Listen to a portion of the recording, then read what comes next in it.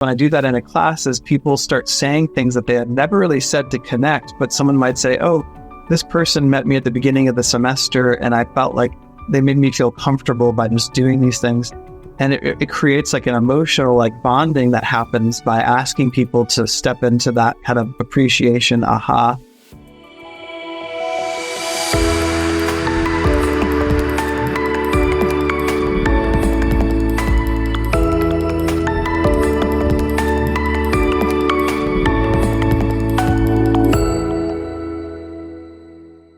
As leaders, we're talking about valuing contributions from others and understanding it. And leadership is to lead, right? Leading others. And that word itself puts us in, and I like that we can go and say, you know what?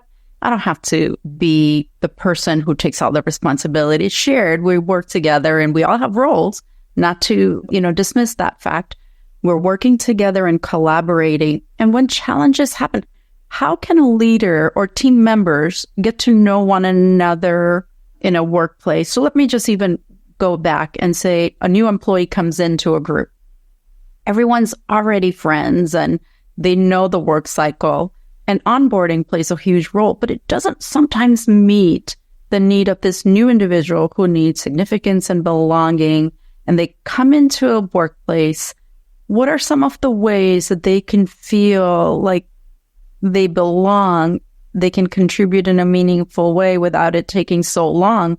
Because that discouragement, when it sets in, it's hard to then go to encouragement. So two-part question: how can we make someone feel welcomed and bring them to have significance and belonging and not wait so long? And if they do become discouraged, how can we as a team encourage someone who is just so discouraged and given up on themselves? It's a great question. And in the workplace settings that I've been in, I feel like I've been fortunate to have a lot of socially interested people. So that term coming from Adler, where there are so essentially people who have this desire to contribute and to show interests in other people's interests and connect with others and help create a sense of belonging for themselves and other people.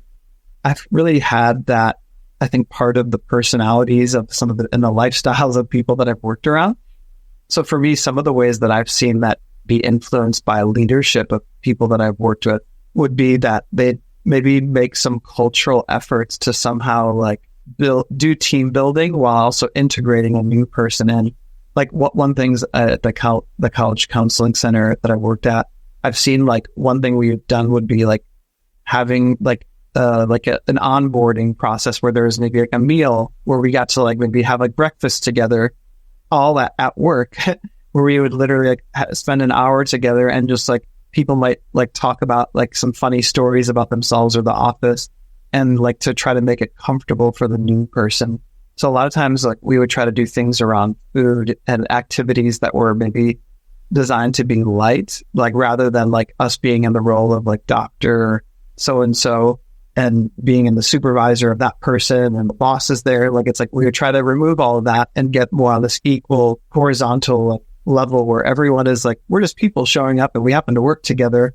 And, there may be boundaries in what's disclosed there, but there's like some level of like trying to connect with people on a person to person level. So I would say like that's where culture may influence, like the work culture and the culture maybe of like the setting that we're, the country or the state or wherever we live in the world might influence that too. For me, I think the way I tried to do that as like an employee seeing new people coming in is personally like making efforts, whether I was like a supervisor or like in a role, like a leadership role or not, it would be, and it was, I think in both roles, I would try to like check in with the person too, to like, as they were maybe onboarding or joining a community or a workspace. So I think that there's often personalities who have that desire to connect, who may be the people who also kind of make themselves known as the people who are like concerned about the well-being of these new people. So I think that may naturally happen. And then if you don't have a lot of people who have a lot of social interest, then there may be one or two people who kind of fill in that role. But I do think those dynamics, if there's social interest coming from the leaders and that's modeled by the leaders, I think you also see that happening in the employees too. where they see that happening and like, hey, this is a value about like taking care and trying to make people feel at home, or that they're happy to have them there, versus like a competitive environment where it's like, okay, well, we're going to like, we don't want to connect to you too much because we're competing with you for the whatever raise or outcome. So I think it's like, how do leaders bring in some sense of like not competition, but cooperation? Those are some examples, because I could probably talk about that all day, but I don't know if that gives a little bit of a picture. It gives a lot of a better picture for us, because as sometimes I know personally, you do onboarding and you do invite everyone together, and their personality, their own beliefs about social gatherings or whatever that might be, they're coming.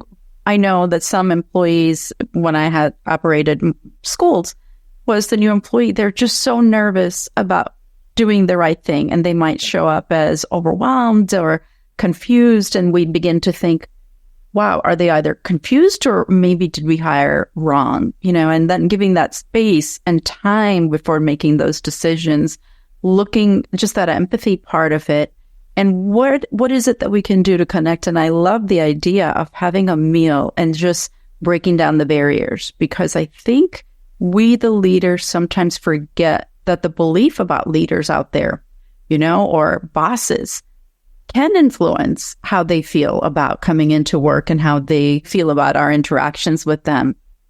And as leaders, when we say something, plays such a heavy role for many people. So just sort of understanding that aspect comes through to the conversation you had. I want to talk about community and building a community. Dr. Adler speaks about that social interest, the Gemeinschaftsgefühl, and maybe you can explain that word and how that fits into a workplace. I was like thinking exactly the same path of your question as we're talking about that example. And I just have seen like the supervisors or bosses or associate deans or directors or people that I've worked with. I feel like I just had such luck finding jobs where the values of those leaders were very Adlerian, but though people didn't even realize that their values were very in line with Adlerian psychology.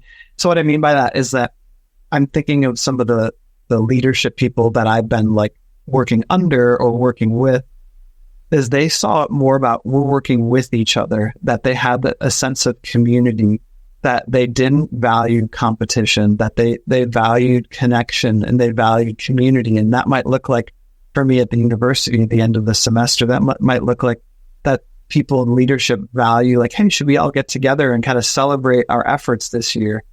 As opposed to like not thinking about that and being so busy with the end of the semester. I think of like clinical directors and counseling jobs where we would do things at the end of the semester to like take care of each other and ourselves. Like we might go on like a cruise, like a short, like half day cruise that's very inexpensive, and just like kind of decompress together, and that they would make space and value that. Like, so they would value sort of community care and the values around self-care in the workplace, and like that we do things to have fun. Like, so one of the things that I like to do in some of those workspaces is like, I've been a drummer for many years, but I would always like volunteer my like social interest services to others. So I like to do a lot of group drumming. And I know that not everyone is a drummer or a musician, but I would try to like do it in a way where I'm like, hey, this is for people who aren't musicians, and we're just going to like have fun and get people laughing, and it's really light. And then therefore people don't feel like they need to like perform or like be a professional musician, which they're not. So for me, a lot of times at the end of the year or the end of a quarter or whatever it may be in the workplace setting, we might try to do some group drumming as like a debriefing activity where we just like totally don't even talk about work or problems or work tasks. And we just like do this way of like connecting with each other through music.